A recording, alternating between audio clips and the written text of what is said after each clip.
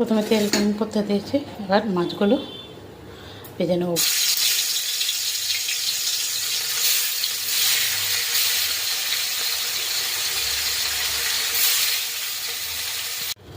এবার ফোড়নে দিলাম 2টো শুকনো লঙ্কা,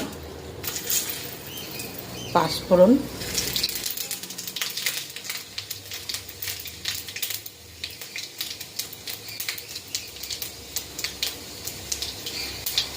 আদা কাঁচা লঙ্কা,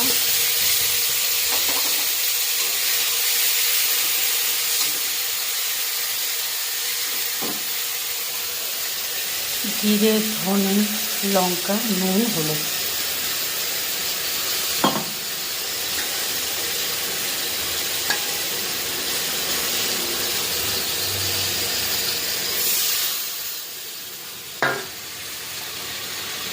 এবার মশলাটা একটু কষি।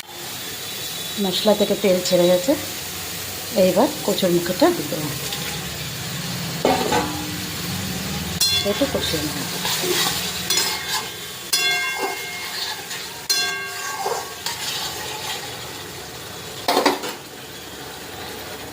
দিয়ে দেবো জল,